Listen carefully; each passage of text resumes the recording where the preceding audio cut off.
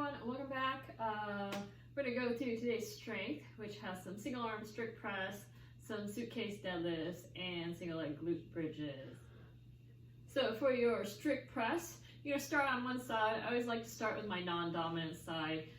That way I'm not surprised when I switch arms and I'm a little bit fatigued. So with any single arm or leg movement, you always want to stay square as much as you can. So when you have that weight on one side, your body tends to kind of lean towards that side or overcompensate and lean away. So some of the challenges that you want to work on and get stronger with is staying square and even. All right, so with that weight at the shoulder, elbow underneath the weight, you're going to take a deep breath, keep that belly tight, squeeze your glutes, keeping everything stable, and you're going to press straight up overhead.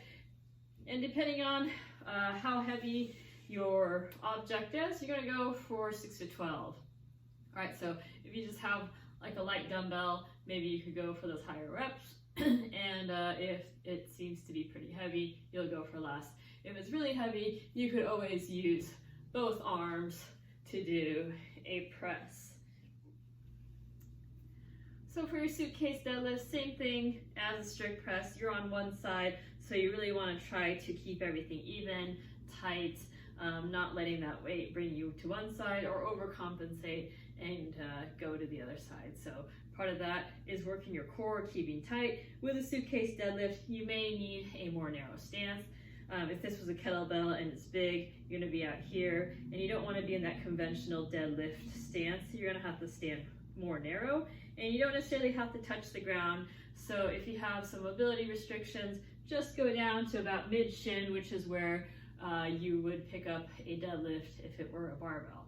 So go to about mid shin, or if you don't have any problems with mobility and you can keep that low back stable, you go down even further and work a little bit more range of motion. But you're going to do 6 to 12 on one side, then switch and do the other. So fight to keep everything even as you sit back and stand up. All right.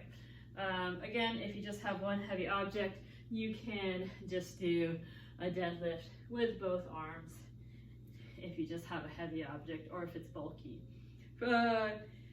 Also, if you have some sort of object, maybe like a backpack, that's going to touch the ground before you even get to hinge very far. You could always stand on stuff. I've piled on some books before, stood on the books, and that way it allowed me to get a little bit more range of motion. So something to think about if you have like a duffel bag, it's bulky, and then you go down and 3 inches down, you're already touching the ground.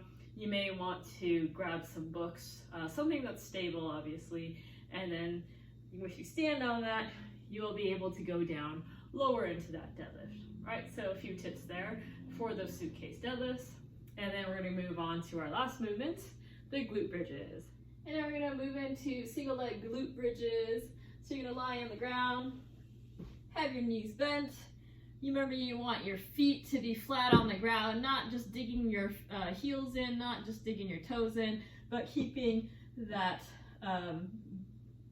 weight disbursement throughout the feet evenly. And then you're going to lift one leg up. Try to keep those hips even. Don't just push on one side and let that hip rotate. You want to keep everything tight, using your core, using your glutes, and keeping your hips even. You want to push into the ground and lift your hips up. So ideally you're shooting for a straight line from the knee to the shoulders. So really keep the weight disbursement through the feet evenly. Push into the ground. Big toes in the ground, and then squeeze the glute. Don't let your back arch, so keep that belly in tight. Think about tucking your tailbone in as you push up and down. So same thing there, we're shooting for 6 to 12 on each side, and then you're going to repeat those movements for 4 to 5 sets total. All right, so the Metcon today, pretty simple. You have 2 movements, the kettlebell swing and push press.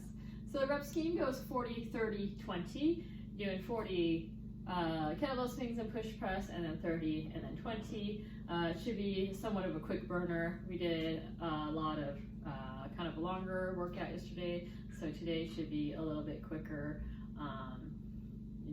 getting your heart rate up, keeping it high up. Okay, so for the kettlebell swings, if you have a kettlebell, keeping those knees slightly bent, hinging back, keeping that back flat. You want to make sure that you're using your glutes and not your knees and just driving with the knees. You want to be using your hips. Those are where the big muscles are. Those are where the explosive power comes from. So definitely use those glutes. Always start with a kettlebell out front.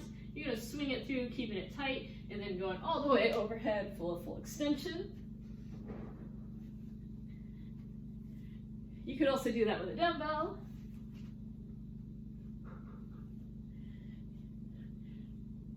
Perhaps you just have a heavy kettlebell and you don't feel comfortable doing all those reps swinging it overhead. You could always do Russian swings, keeping it about shoulder level. Or you can modify those reps to a little bit less, maybe 30, 20, 10 or something like that.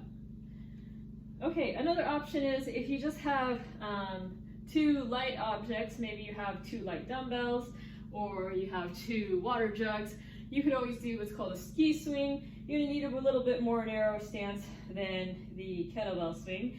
And then you're going to use the same movement, but you're going to have those two objects on each side of your leg. So instead of going through the middle, it's going to go on the outside, and you're going to drive back and sweep. So it's the same hip hinge, and you're using those hips to drive that weight up. It's called a ski swing. It's the same idea, but instead of having one object go through the legs, you're going to have two other objects going back and forth, using that explosive hip power to get those weights to about shoulder level. Following the kettlebell swings, you're going to go into push press. So if you were, say, using those two objects, okay, you could go right into your push press, bringing those dumbbells to the shoulder, dip drive. Or if you just had one heavy object, say a kettlebell, maybe a backpack, you could use both hands to drive that weight overhead. Or you could do a little bit less reps, maybe cut the reps in half, 20 on each arm, 30 on each arm instead of 40 with both arms. And you could do single arm. All right, just make sure that it's a push press, so you're going to dip down once, keep that torso upright, and then dip down. Using the power from your hips, you're going to drive that weight over the shoulder, full extension at the top. Make sure you're not re-dipping and that becomes a push jerk. So that movement should be a push press. So really try to use one dip, drive, full extension at the top. All right, do the best you can to go through that fast, go hard, and then get it done. And then we'll be back tomorrow for a little bit longer workout. Okay, so hope you guys enjoy, and thanks for everyone who played the Pusheen Easter egg hunt game. You guys did great. I'm glad that it wasn't as easy as I thought it might turn out to be. So it seemed like for the most part, a lot of people enjoyed it. Maybe some people thought it was annoying and they'd rather do 7 minutes of burpees, but it's good to have some variety. Okay, so see you again tomorrow, and I hope you have a good workout.